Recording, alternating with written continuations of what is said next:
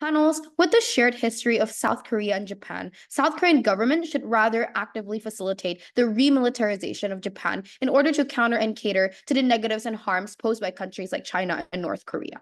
How to propose, right? What is the setup on OG? We'll be extremely clear here. Firstly, what is remilitarization, right? So remilitarization is basically the process by which a country reestablishes or basically enhances their military capabilities and defense posture, which obviously follow things like pacifism or limited military engagement, right? This basically involves increasing things like military spending, expanding the armed forces, or developing things like new weapons and technologies, and revising these defense policies to allow for more proactive military roles, such as collective defense or like intervention in regional conflicts, where actually there would be a strengthened military like under our side. And let's give an exclusive context in this debate about Japan, right? Note that remilitarization marks a significant shift from its like post-World War II pacifist stance, which is driven by rising security threats from like a lot of neighboring countries and a desire to actually strengthen these types of alliances, particularly with countries like the United States and other regional partners, right? So in this debate, then, it's really crucial and important to understand that Japan's remilitarization represents this major change from its post-World War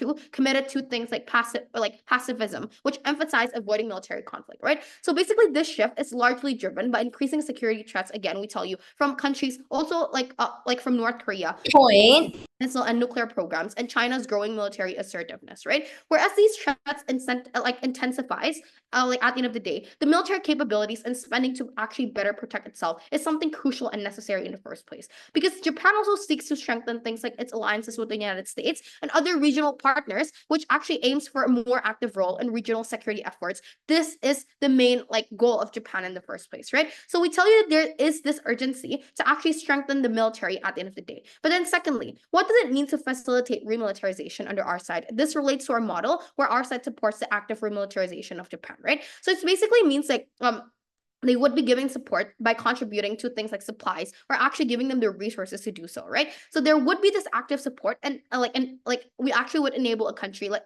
Japan to strengthen its military capabilities and its defense posture, which it could actually look like various actions like providing diplomatic backing for increased military spending and having that joint military exercises and encouraging things like collaborative defense agreements with their allies, right? So it also may look like, for example, sharing their technology and resources, their intelligence, which actually advocates for these legislative changes that allow for a more proactive military role, right? So, what is our path to victory then in this debate? It's two things, right? Point. We should tell you that remilitarization is necessary for a stable, for like regional like stability and like at the end of the day, like neighboring countries like China would not get their territory and etc. And both Japan and South Korea stand to gain regional stability, especially in China's assertive territorial claims and military expansion in the Asia Pacific region. So in and of itself, we tell you that Japan and South Korea has some sort of shared history and shared interests and goals in the first place, right? So we already and a quick characterization of the status quo is that there is already existing trilateral partnerships with the United States. There is already an existing motivation for Korea to be engaged in Japan's remilitarization. So we think that Korea also gains technology and intelligence from this, which means it's actually a win-win solution at the end of the day, right? And let's be very clear about the line we draw here. I think that it's not within our burden to defend like Korea encouraging Japan to provoke other nations and start regional conflicts, but rather we think that the goal of remilitarization is rather to promote national security and to strengthen existing allyships, right? So yeah, moving on to the arguments then. Firstly, why is it line? I'll take you later with South Korean government's interest in the first place, which is obviously the burden of proof in this debate in order to take the debate, right? So quick context, what are the interests of South Korean government? It is simply twofold. Firstly, to be able to cater and fight against North Korea and other like neighboring countries that may actually pose threats to them. But then secondly, having that regional and national stability, which means they would actually have things like better security for their territory and etc. Moving on to the first analysis about regional security. Know that both South Korea and Japan face a lot of significant threats, again, from North Korea, especially with like advanced nuclear weapons and missile capabilities. This is to say that exactly because they're allies, they have the same and mutual threats and like goals and ideologies. So the moment you actually support Japan's militarization, South Korea will have a better and coordinated defense strategy to actually counter these shared threats. Because when two countries emerges, they're more likely going to counter the negative and threats from opposing countries effectively and better. As the saying goes, when there are more people interfering or groups interfering, it will be a stronger, in a sense that like teamwork actually exists at the end of the day. So under this argument, why is it then important to have remilitarization and facilitate it given the current situation then? Because firstly, given the threats from North Korea, there is an urgency to simply enhance their defense systems, right? We need to create that strong base and foundation. And in terms of like the US here, we tell you that as the US shifts its focus towards like things like greater power competition, having remilitarization in Japan would actually support the US strategic objectives, which simply leads to like a strengthened connection and strengthened like relation between US and like Japan and North Korea, and South Korea. Where at the end of the day, we tell you that it would contribute to a collective defense efforts and enhance that military interoperability and actually participate in joint operations. Because Judge, we tell you that US and Japan, US, Yo, Japan, my last call. Korea are crucial pillars for regional security in East Asia, which means that under our side, we strengthen the connection and diplomacy between US, South Korea, and Japan, which allows them to actually have stability in the Asia Pacific region. But before moving on, I'll take that POI. Yeah, Japan and South Korea have had really bad historical tensions. Specifically, Japan has launched wars on South Korea. How do you think the South Koreans would react if they supported this? If the Here's government the thing, supported right? I'll literally engage that after this. But then we already told you that at the end of the day, Japan and Korea has a shared history, which means they have these mutual threats and like mutual like they have similar goals in the first place, which means they would be able to actually create that stronger foundation to actually like cater to the threats given by neighboring countries, right? But then third analysis then about international peacekeeping and cooperation responsibility. We tell you that supporting remilitarization policies actually positions South Korea as a responsible leader in international peacekeeping and operation, right? Because the moment you enhance their military capabilities, South Korea would actively contribute to things like regional security and stability, right? You would reinforce its commitment to multilateral efforts in addressing common challenges, such as things like humanitarian crises or terrorism in general. So this approach basically not only strengthens the partnerships with their allies, but also enables South Korea to participate meaningfully in the international peacekeeping missions, which showcases its willingness to actually uphold that global peace and security, which means that you actually further enhance the cooperation responsibility in the first place. Because the moment you shoulder its share of defense responsibilities, South Korea would actually enhance its reputation on the world stage, fostering trust and collaboration with other nations, which is obviously crucial in the first place. With all those reasons, then I'm incredibly proud to propose. We stand as side opposition to the motion that South Korea should actively facilitate the remilitarization of Japan for numerous reasons. So while this idea itself can seem appealing in terms of regional security, we must consider the broader implications of such a stance. Facilitating the remilitarization does not cater or counter such threats. South Korea already has a strong alliance such as the US, and the other side actively promotes more threats. The problem with the other side is that they want to create more defense mechanisms. However, when there already is defense, we shouldn't aim to create more weaponry, especially if you know the country has a history of breaking peace.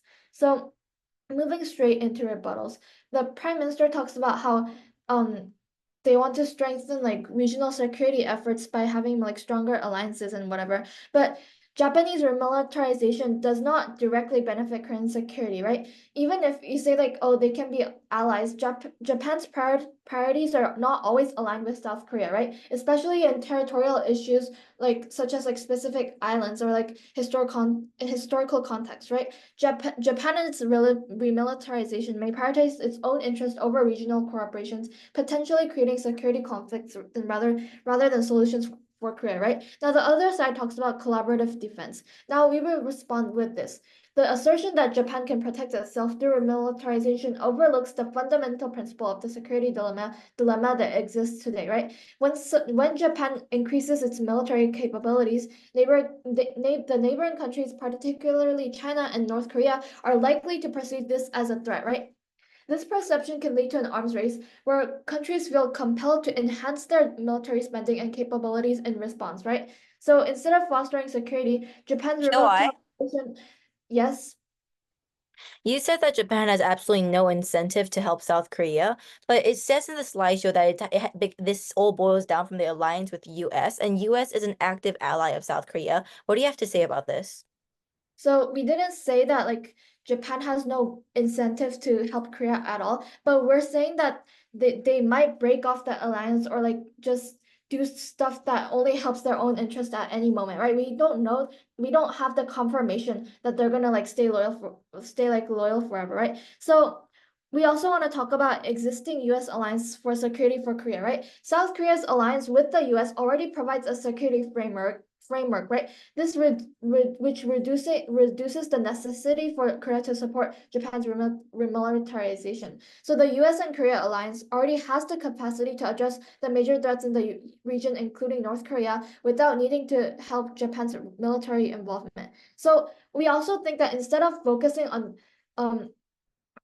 remilitarization, we would rather focus on demilitarizing the region instead of militarizing and creating more tensions, which can spark retaliation from North Korea or China, right? So we would rather try to like focus on peace instead of like creating more like weapons, because we want to keep the peace in the region, but only when that doesn't work we would actually like try to have more military weapons. But instead of facilitating Japan's remilitarization, we would actually prioritize our own strengthening of our military capabilities to actually address our own security challenges directly, instead of like helping someone who we don't know their like true priorities, right? So moving on to our first argument about historical context. So the South Korean government should leverage its historical narrative by emphasizing the legacy of Japan's colonial rule and wartime actions, which remain deeply etched in the nation's consciousness, right? Rather than facilitating Japan's remilitarization when they still try to cover up the historical things that they did,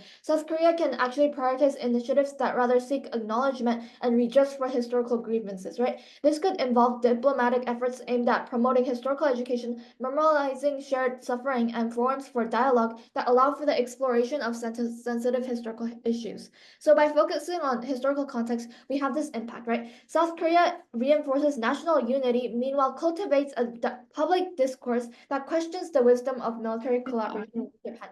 So no, thank you. This approach not only resonates with the South Korean populace, but also serves as a cautionary tale against forgetting past injustices. So if the government appears to overlook these historical issues, it risks provoking public backlash from citizens, including protests or movements calling for stronger stances against Japan.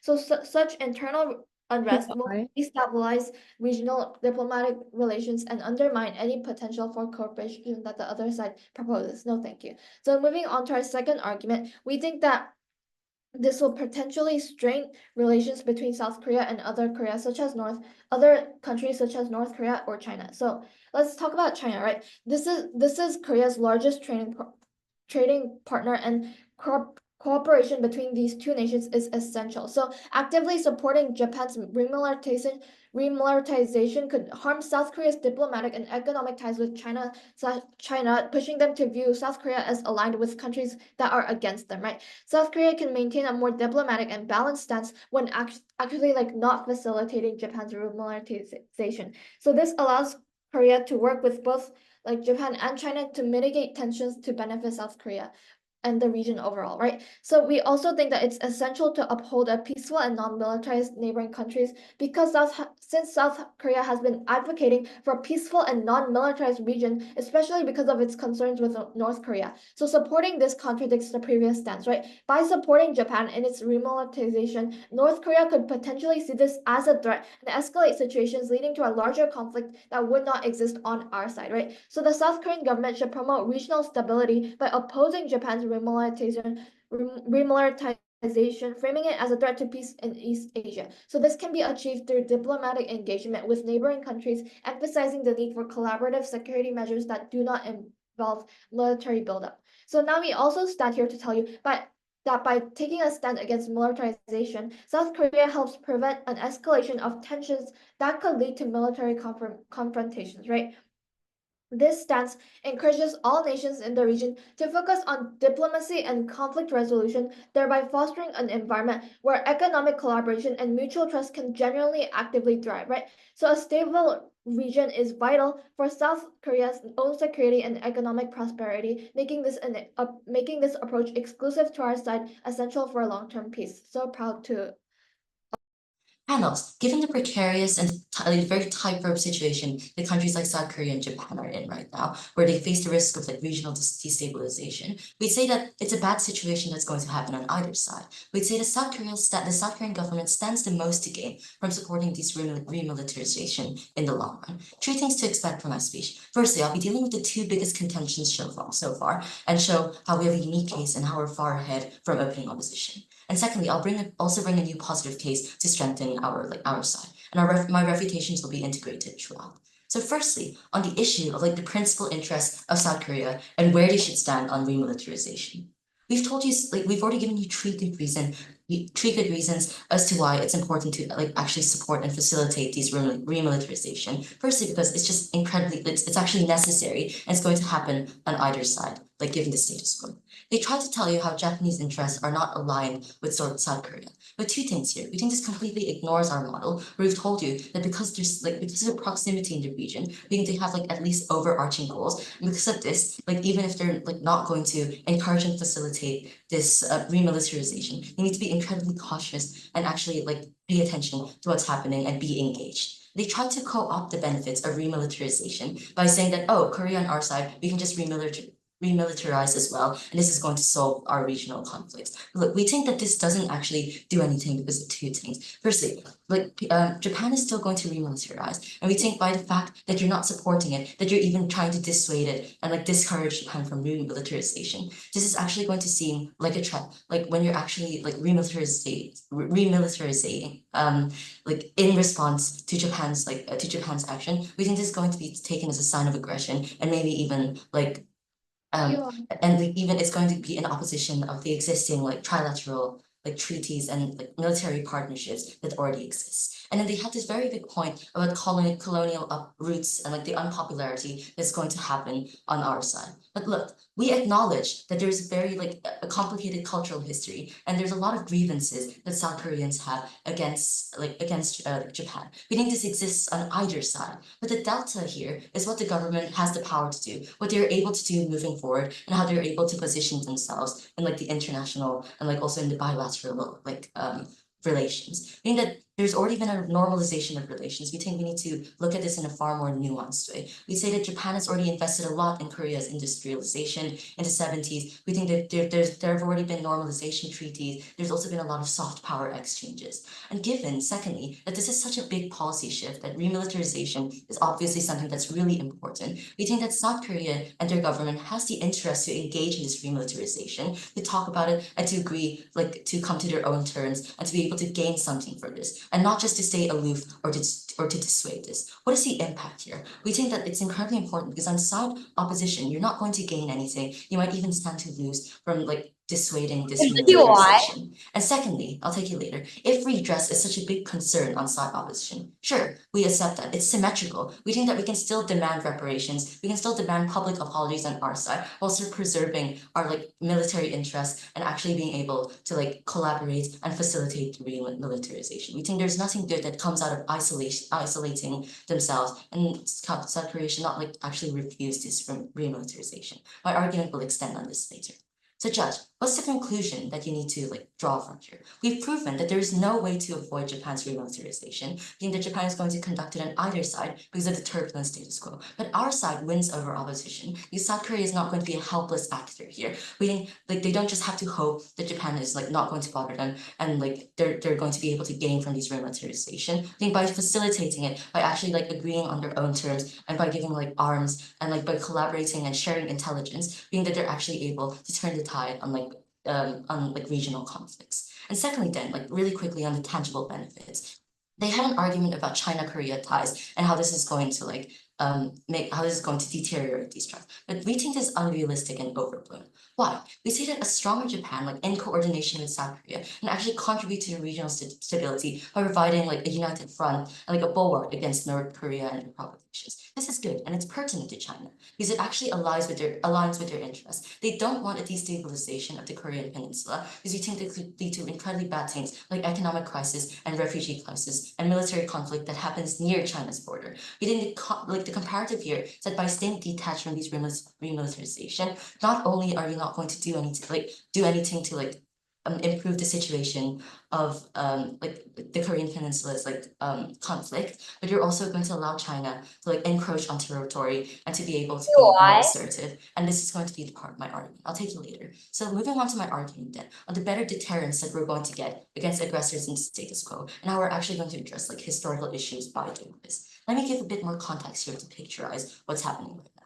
We think that like this region is an incredibly conflict hotspot. And there are very complicated relations between countries. And it's important to be assertive, to take a stance. Being there are common threats that Japan and South Korea have, like there's encroachments on their territory, on their maritime like seas, and there are other countries that are conducting military drills against them. So why is this going to be like better solved on our side? Three analysis then. Firstly, there's going to be like a better resolve and a more assertive international standing with this support, because we think that it's going to signify South Korea's strong stance against inroads, on their territory, against aggression. We say that they're going to be able to like actually like tell they can tell people that this is not allowed on our side. We say that at the very least, Japan and South Korea are able to agree on and to come together to solve these like regional matters. There's going to be far less likely a lower likelihood of like interference and because of this standing. Secondly, then on a regional counterbalance against China against North Korea. I think what's happening here is that China is rapidly like modernizing their military. They're remilitarizing themselves and they're expanding, particularly in places like the South China Sea. This poses a direct threat to South Korea and Japan. We think they're already very assertive because they themselves are like remilitarizing. We think there's no counterbalance against this, and it's only going to happen on our side, where you facilitate remilitarization, and South Korea actually like stands to gain this. Why do they stand to gain this? We think because there's like a shared responsibility now. I think there's a lesser burden on South Korea to actually deal with this regional instability and their own security like, on their own. And there's more chance for innovation and collaboration. You're able to like actually gain deals from this, because this isn't like a one-sided thing where South Korea only gains a good reputation and a promise of support from Japan. We think there's like going to be like more stability, and because of this there's also going to be more economic cooperation because of the stable environment fostered by a remilitarized Japan. We think it facilitates economic ties and trade. We think this is going to be better like in the long run for South Korea. For all these reasons, very proud to propose. Judge, we currently stand to tell you that while the government side constantly argues that this remilitarization is essential for Japan's security as well as Korea's, I will rather focus on the argument of global perception as well as talk furthermore on why Japan's remilitarization is not only misguided but also likely to leave detrimental effects to South Korea's international standing. Now, first of all, rebutting to the other side. Now, the other side claims that their case is necessary for both parties' protection, right? However, regarding the security dynamics, encouraging Japan's remilitarization will rather alter the balance of power in Asia. This will provoke reaction from neighboring countries, right? Like China and North Korea, potentially leading to an arms race, as our LO had previously told you. So with that being said, there are multiple alternatives. Judge, we believe that instead with the US and that South Korea instead as a last resort should strengthen its existing alliance, especially with the US, and engage in multilateral security frameworks. Now, we will provide a much more balanced security strategy without the complications of Japan's remilitarization, which is not at all going to align with South Korea's citizens' interests, especially the older generation, right? Now, the government side also claims that the other countries making responses according to this remilitarization is not likely. But Judge, we would like to know, how is this not likely? Judge, a lot of countries are already trying to interfere with South Korea. Apart from North Korea already provoking or warning Korea, in Europe or literally any other part of the world, wars are already taking place, especially considering that North Korea's biggest ally, China, is a permanent member in the UN. They can do anything, right? There is absolutely no reason why other countries wouldn't attack as soon as they start feeling a bit threatened by the other side's case.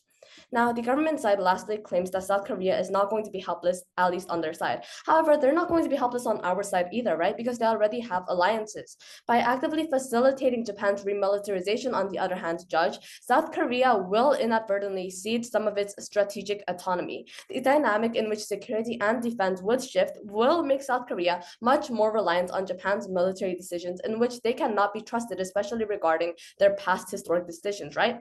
Now, this will limit our ability to act independently in response to threats, particularly from North Korea, which means that as long as Japan changes its mind and develops a stronger alliance with these countries, South Korea will be long gone. Now, Moving on to our third argument, which is not only about soft power, but rather the global perceptions that has already been built. Now, the implication here is that South Korea has worked for ages in order to cultivate an image as a peace-oriented nation, especially in comparison to its notorious neighbors like China and North Korea, right? This nation values dialogue and cooperation rather than military escalation. And by facilitating Japan's remilitarization, South Korea risks being perceived as a country that prioritizes military over diplomacy. Now, we tell you that the shift in perception can easily undermine the hard-won relationships that South Korea had already built in the past generations with other nations that also value peaceful conflict resolutions instead of building more weaponry and provoking more attacks on neighboring countries for absolutely no reason, right? Now, Judge, furthermore, supporting Japan's military buildup can also heavily alienate key regional partners, particularly those who are wary of militarization, such as China and other Southeast Asian nations. Now, these countries have their historical sensitivities regarding Japan's military past, like everyone else does, right? Aligning itself with remilitarized Japan will lead to South Korea undoubtedly to losing its status as a trusted and neutral player in regional and international affairs. This will heavily affect and put limits on its ability to act as a mediator in future if a conflict is to break out. Now, if we were to talk about why this is important, I will take that later. The ability to attract and co-opt rather than coerce is increasingly vital, especially in modern day society and affairs. South Korea has successfully used this soft power through multiple diplomacies and partnerships. This approach has enabled it to build relationships in the first place with goodwill. We see no reason to throw this away just in an attempt to build a singular alliance with no reason to stay. I will take that POI. Remilitarization means that we extend and enhance the existing diplomatic ties between US Japan and US South Korea, right? Where there would be a more robust and well-rounded defense strategy. Please engage this point. Okay, so what will South Korea really gain, right? Because if they wanted to remilitarize on their own, we can do that right now. And they already have a strong enough alliance on the US. So there's absolutely no reason to bring Japan into this, especially regarding the fact that this will make South Korea's interdependence worse. Now, continuing on from where we left off. So if we were to facilitate Japan's remilitarization, South Korea's soft power will be very diluted. It will be seen as an endorsement of militarism rather than the commitment to peace that they now are. In a world in which public opinions matter more than any time before in history, South Korea, by following the other side's government's case, will lead to a diminished influence on the global stage, which refutes to the government's case directly, more or less. Now, furthermore, we would like to tell you that soft power allows nations to build coalitions and foster more cooperations on pressing global issues such as climate change, economic development, etc. Now, by maintaining a peace-oriented stance internationally, as well as promoting a more collaborative security arrangements, South Korea can position itself as a leader in advocating for multilateral approaches to these challenges. This aligns with the broader international community's goals, as well as enhancing South Korea's global standing. Now that the opposition has failed to tell us why their case is necessary, let's talk about the practical implications of this stance, right? A commitment to remilitarization is likely to lead to increased military spending, which could divert funds from essential social programs and economic development. Even though South Korea is on the right track, the other side wants to take this away. And by focusing on soft power as well as collaboration rather than remilitarization with an unnecessary ally, South Korea can invest in initiatives that improve the quality of life for its citizens, while also enhancing its international image. This is not just a strategic move, but it is an ethical and logical one, which shows that South Korea prioritizes human development much over militarization. Sorry. Now, in conclusion, Judge, what do we tell you? The opposition side, we firmly believe that facilitating these Japan's remilitarization undermines South Korea's soft power and global perception that we have built over time today. Rather than aligning with the militaristic policies that could alienate allies and diminish its standing, South Korea should rather champion a path of peace, cooperation, and dialogue that we have already came far with today, right? This approach not only secures a much more stable and prosperous future, as our LO has already told you enough about, for this region, but it also enhances South Korea's reputation as a leader committed to building a harmonious world instead of provoking other countries. And for multiple reasons, including national security, we are more than proud to oppose. Thank you.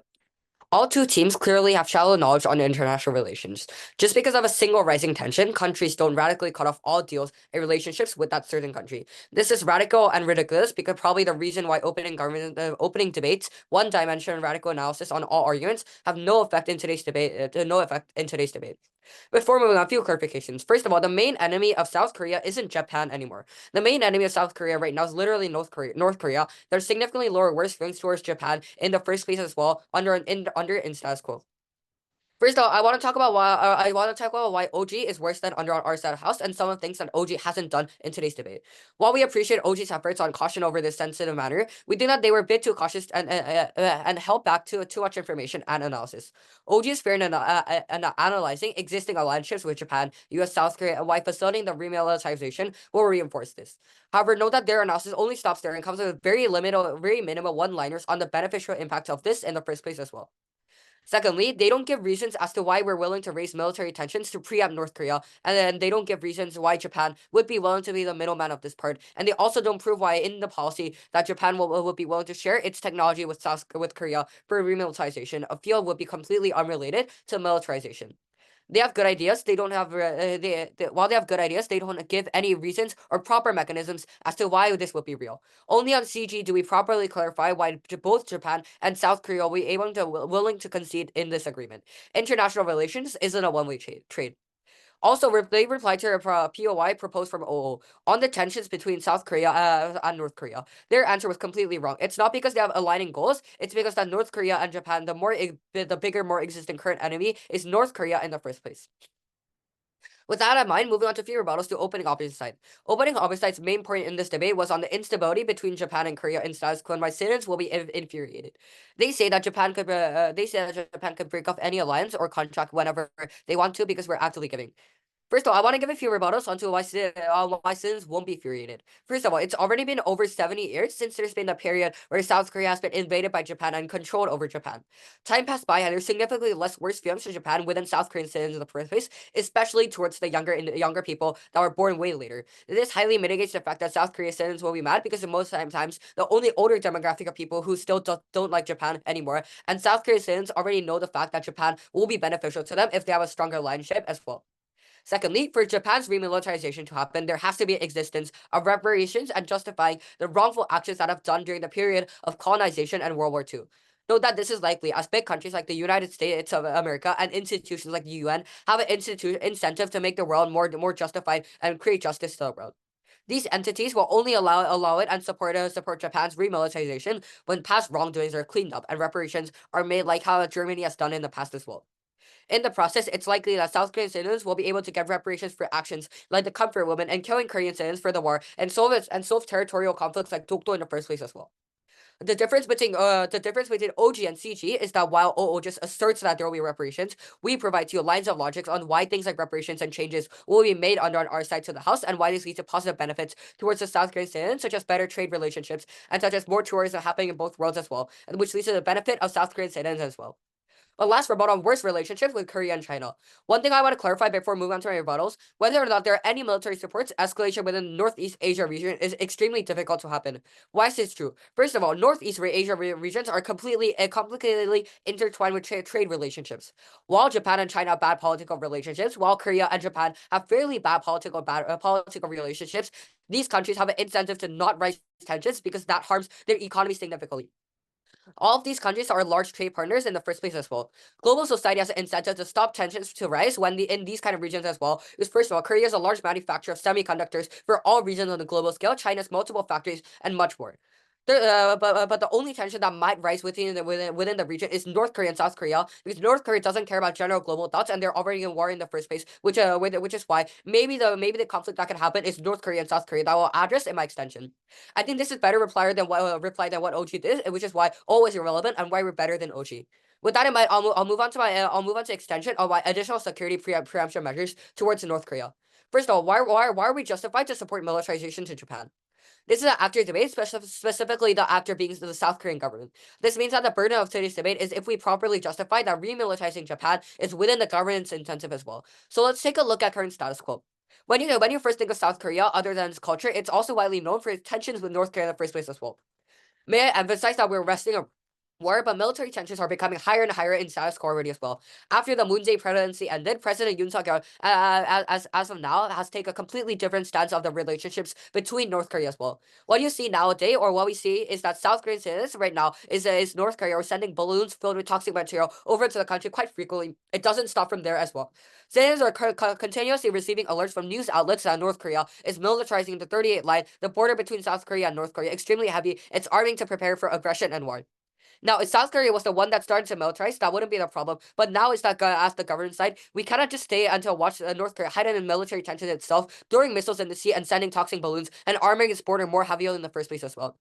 That means that the South Korean government is completely justified to also take action, something less more directly affiliated with arming our borders, something softer but as equally effective, which is helping Japan with this remilitarization. This matches the current 2024 status quo South Korea in the first place as well. First of all, it's geographically advantageous for these people as well. This topic of this debate is international relations, and when it comes to international relations, knowledge on political geography of its lands is something that has extremely huge impact on trade, economy, and most importantly, war. This was the main point that OG lacked. They lack knowledge on what the South Korean citizens currently need and how geographic politics work in the first place. Let's look at Japan's rich geography. It stretches up from the very bottom of South Korea, passes right next to North Korea, almost connects with North Korea. The reason why this geographic advantage speak on itself, we gain more advanced land fit to be armed and to help South Korea when it might be engaged in the war in the long run as well.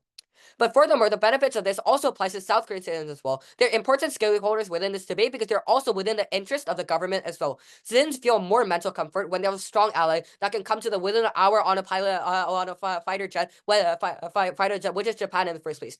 That makes South Korean citizens feel more safe as well because we note that in the war in 1950, North Korea has come to the South Korean borders quite quickly in the first place. We think that when we have an ally that can come to South Korea in a short amount of time, that leads to a lot of mental comfort.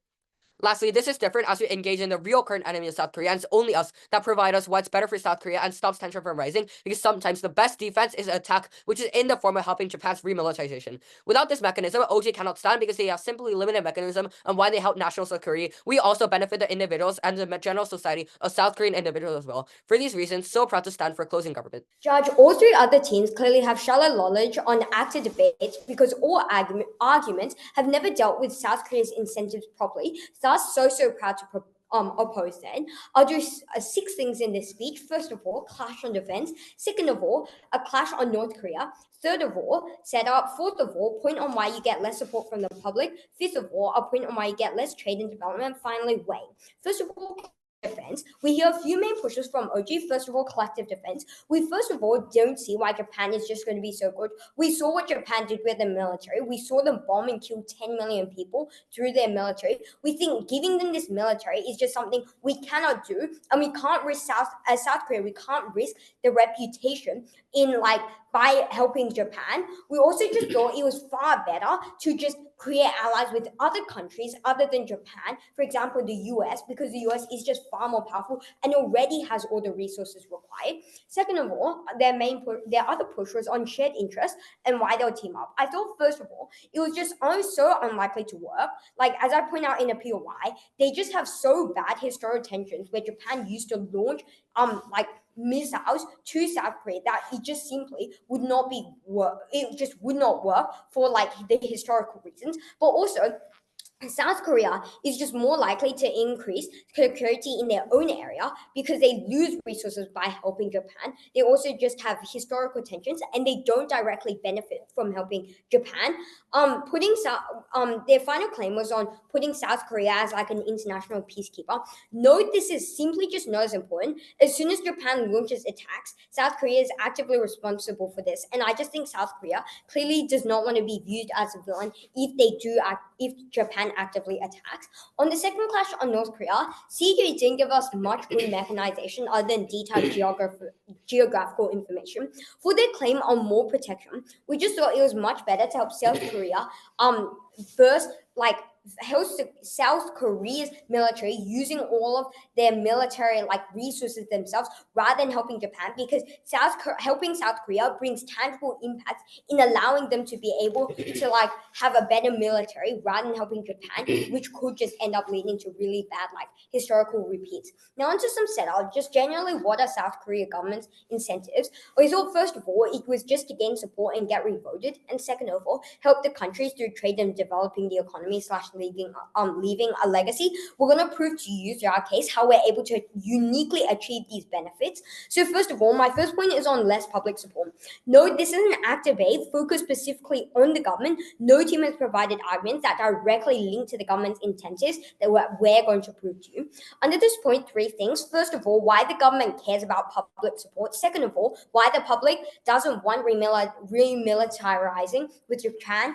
And third of all, the impact. So why does the government care about the public? First of all, the public is crucial in whether in the future, they're going to get voted in as a government. Second of all, the government wants to be seen as good and they want good public support. Third of all, the public has the power to kick off the government. So we just saw overall, it was also quite intuitive that the government wanted care from the public. So why does the public not want remilitarizing with Japan? In the past, Japan and South Korea have quite large tensions. Many people's past generations have been directly impacted by Japan, so they obviously aren't likely to have extremely good relationships with Japan or have really good thoughts on Japan. And it's also overall not a popular topic for South Koreans to create good trade ties with Japan. I think the current South Korean Prime Minister is not extremely positively viewed, largely because of the relations Japan has had with South Korea in the past years. The public does not want to be responsible as well if Japan ends up launching attacks and using their military in bad and negative ways. What were the impacts of this? We just thought it didn't fit well with South Korea's incentives as becoming like South Korea's incentives, and so overall it was just not going to be good for them, and it would not align with their actor as an actor to support this. So now on to my second point, which would just be on less trade and development. No, this was probably mentioned at all. However, our case will not be derived from this, as we uniquely prove impacts and mechanisms not mentioned at opening. So what under this point, three things again. First of all, what countries would you be trading with? Second of all, why these countries are just likely to stop trading, and third of all, the impacts. What countries would you be trading with? I think we're largely talking about China. Like China and South Korea, as opening points out, do trade a lot. And this is largely due to China and South Korea's increased relationships and alignment to their methods and development plans. It's also largely because of China's cheap produce, right? So why would these countries just stop trading? I just thought Japan, supporting Japan would just increase tensions between China, because China is going to feel threatened by Japan's growing influence. In the past, Japan's military has played an extremely large role in damaging China. Although China probably isn't going to actively launch attacks at South Korea, they're probably going to impose some forms of sanctions, etc., to express their disapproval. China's not just going to sit there, like letting everyone just do like support Japan once again, especially when we know Japan and China's ties aren't very good. What were the impacts of this then? We just thought this probably meant that the government specifically, wants to have good relations with China because China has the most trade. Note this was largely going to be extremely unpopular with the public if trading with China is cut, because lots of jobs are also created through this, and it also helps the economy quite a stretch. Note we specifically link this back to the act of motion, so our explanations are just more relevant than those from OOs, which didn't link back. So what was the weighing of all of this content then? And I thought, first of all, we provided a practical that just had a really large impact in this debate. Like, for example, our first point on just why you didn't get public support probably was not going to be in the interest of the government, because the government could just potentially get kicked off through this. We also thought our impacts were specifically relevant to the incentives of South Korea, and South Korea directly gets impacted more through this, through all of the points that we bring to you. And so thus, we just thought our points were just going to outweigh anything our opening gave you and all of the other team's material. So judge what I've done for you at the end of this speech. I think I've proven quite clearly to you why we win on defense, and also on the clash on just North Korea being a really big threat. I've proven to you a point on why there's less public support, because overall, the public doesn't really like this. And I've also proven to you why there's just less trade and development for South Korea if they have to develop resources, funds, and also just stop trading with China. So as a result, so proud to oppose. What I find extremely regrettable about today's debate is that the other three teams fail to know the fact that just because of rising tensions in another field, countries don't just radically cut off all connection with that country. America and China still trade a lot, but have political tensions on IT and tech. Russia and EU have rising tensions because of Ukraine, but they still trade fossil fuels and heat provision in winter. This is international relations. This is the delicacy of international relations. It's all about weighing the pros and cons and choosing what the right things are to sacrifice. In my speech today, I'm going to prove why each opening team is effectively boxed out of today's debate, why closing debate is more important, and even why on closing we have one on each single clash on each relevant relation on today's debate. Now, let's just move on proving why OG is boxed out of today's debate. Let me just remind you, we all greatly appreciate the caution they have exercised on this sensitive matter, but what they did is exercise too much caution. They had absolutely no mechanism whatsoever, as my member said.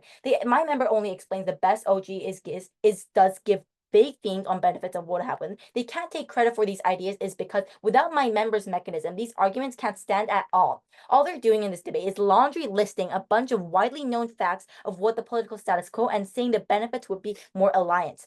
What they fail to prove is one, why Japan will be incentivized to be the middleman of this huge conflict. Two, why South Korea's status quo requires for the government to actively sacrifice the trade-off of heightened military tensions between North Korea. Our member made an extremely detailed analysis on why Japan is incentivized to help South Korea. Let me summarize this for you. First, why Japan is willing to keep that trade. Why Japan would be willing to pay us back when it comes to heightened tensions with North Korea. As the slideshow said, and as my member says, it is because Japan's alliance and this whole remilitarization bases off and boils down from the US alliance. And may I remind you, US is actively incentivized to help South Korea in matters of North Korea matters because there are bigger actors in this debate like China and Russia, who both have bad tensions with both have bad tensions with US, which means that US will be actively incentivized to force Japan to help with the remilitarization. And it also means the trade between South Korea and Japan are still relevant matters. And two, on Japan militarization, we said on mechanism that there are both geographical and political benefits to both, very detailedly explained only on CG do we prove this mechanism and why Japan will be willing to be the middleman of this. This is why we take credit over these two arguments instead of giving credit to OG, who only laundry lists a bunch of benefits. That is not debate. You need reasoning for this. Now, on OO, the first thing they give for arguments is on inconsistent Japan promise to this ideal. This was just mitigated by my analysis before. And two, on China relations, this doesn't make any sense as we tell you because intertwined trade relationships, tensions between Japan and South Korea and China won't rise. And third, they talk about bad relations between South Korea and Japan. This is not true. My member always has been consistently telling you, but CG keeps on ignoring this, is because between North Korea and Japan, who had a conflict 70 years ago, and North Korea, who is currently remilitarizing their 3-8 line, who is more of the bigger threat here? Let's weigh this. North Korea is the current threat here. We are currently resting at war. War is not over, and there are currently heightened military tensions. The only thing we have with Japan is constant trade. While we acknowledge a conflict between Japan and South Korea, that doesn't mean their conflict is more important than that of North Korea. This is why our weighing wins over here, and my members' analysis is irrelevant here. And now on the fourth, on what OO says is on global relations. They said that we should prioritize military over diplomacy, and that the shift in perception will lose support. That is not how politics works at all. This is because countries that support South Korea are also enemies of North Korea, and no country simply turns on another country because a military support was made. Let me make a parallel example here. Look at the EU. EU always advocates for peace, but what they're doing currently right now in the status quo is dancing on eggshells with Russia on military matters, because every country is forced to talk about military matters. What we are not doing is engaging war in North Korea. We're only preempting here, which is why the impacts are mitigated here. Now, I'm going to prove to you why opening debate doesn't matter is because, Judge, there is no clash at all. It's a deadlock simply because no team properly weighs these situations. If relations with China is more important, if relations with Japan more important, is trade with China more important, or is defending North Korea more important? All they do is blindly state impacts of losing such relations are astronomical. Yes, they are right on that, but all they're doing is saying that they're just naturally more important because these impacts exist. No weighing whatsoever, no clash whatsoever here. So in this debate, I'll do this for you. But before I do that, yes, I'll take that POI. Could we get some engagement with our own material from CO? What I was doing right now is just proving why opening debate is less important and why our debate with closing is the more important material, which is why I will move on to engaging with your material right now. So thank you for reminding me. So let's go on to the first clash on Japan's loyalty. Will Japan be willing to keep their promise and guarantee on benefits? The main point of CG was one, look at what Japan did in its history with World War II. We can't trust them. Okay, parallel example with Park Jong-hee's Chongkwon. Look, and it also mentioned the slideshow on Japan's Pacific stance. Just because of a country's history doesn't depend on their future policies. Look, if that was true, then Park Jong-hee's anti-democracy policy should be the main standard of how South Korea should be judged for its future policies. That's absolutely not true. The history of a country continuously changed. Japan's democratic system has always continuously changed. That means the history in the World War II is completely irrelevant in today's debate. That is not a point worth mentioning. And two, the tension between Japan and North Korea. I already weighed to you the more important enemy between North Korea and China and North Korea and Japan. We clearly prove that North Korea is the bigger enemy here, which is why tensions are less relevant here. Proper weighing again. And three, I don't understand why CG completely rehashes and doesn't bring any new benefit to the table here. All they're doing is giving a new, just a new reworded speech of OOs. Okay, now on the second clash on why China's trade is worth it. Now China won't cut off trade because it's only upper hand with North Korea is because North Korea is a taking time bomb to itself. Its only leverage over North Korea is that it can turn sides to South Korea and stop giving support to North Korea in the war, which means that China is always incentivized to keep alliance with South Korea. And now third, is sacrificing military tension with North Korea worth it? My member clearly proved to you why and why we are justified to do so, because North Korea was the first one to militarize the zone again and raise military tensions, and two, analysis on national and political benefits. Therefore, because of our extensive mechanisms and logic in today's debate that have realistic impact, we clearly bring this debate home. Thank you for listening. Four things I'll do in this speech. Firstly, I'll explain why our extension was the most important thing in this debate and why it was completely new and unique. Second, why we weighed over opening. Third, why we weighed over OG. And fourthly, why we weighed over CG. First on our extension and why it is completely new. So far, every team in this debate has provided a series of impact, but I think no team has actually come close enough to what the level of detail we gave to you at our member. We actively explained to you why it was why it was against the interest of the government to engage in the revitalization of Japan's military. Our extensions explain why the impacts we proved to you were against the government's incentives, and we linked both the impacts to the incentives. We thought this was something very necessary for this debate. Furthermore, we brought in the debate because so far, a majority of teams have focused on the impact of the country on the global stage, impact of the country and the people inside it. But no team has actually focused on the impact on the government. We gave you an extension that explained that it was against the government's incentive to do so because they would face a lot of public backlash, they would lose a lot of support, and it was unlikely they would get re-elected, and that was something they cared about. Furthermore, we tell you that's why we take the debate.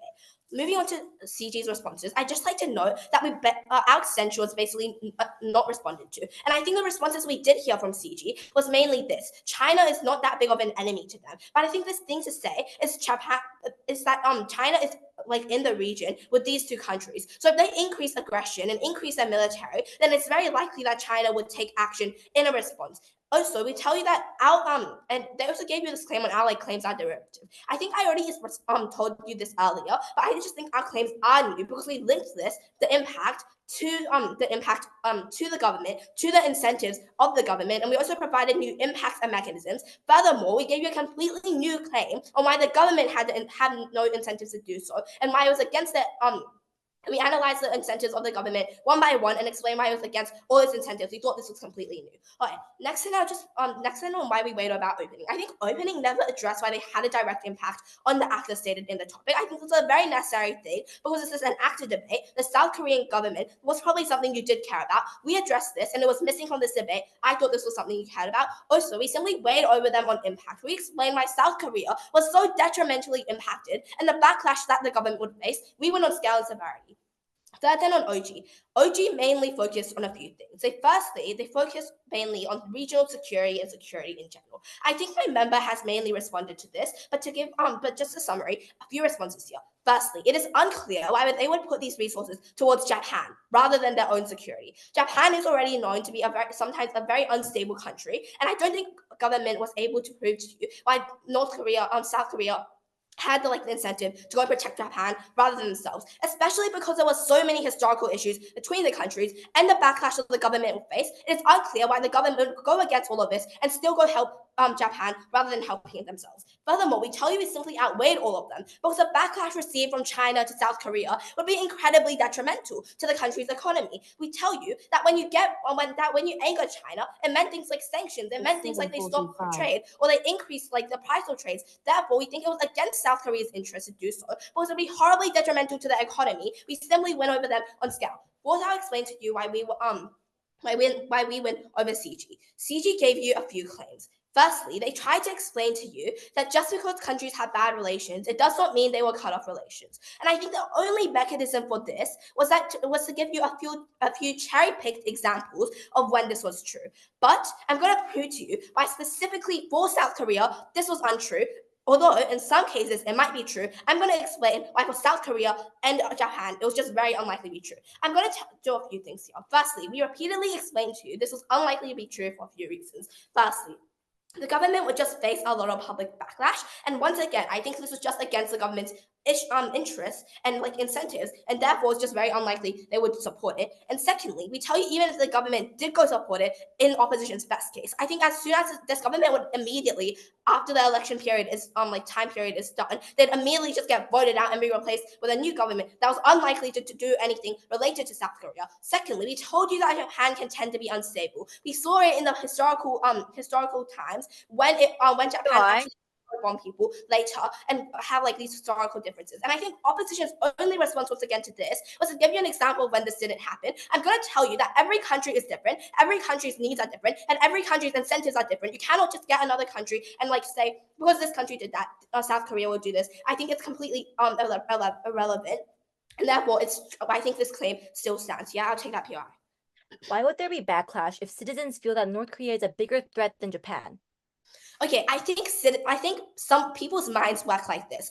I think that they've been told stories from their family, from their relatives, about the time they faced when they were under the rule of another country and when they were under the rule of Japan and were restricted. I thought that this impact was just so large for them that they did care about it, and that wasn't that much public support. And they probably just care more about their own country. I don't think they just didn't probably care about Japan that much in the first place, because I think the reason for that is Japan just did do a lot of bad things to them, and the people there did remember. They had family who remembered, and it was such a scary and emotionally traumatic experience that they probably did care and still have memories of this. But next thing I'm going to tell you, next responding to the claim on why Japan is willing to be the middleman.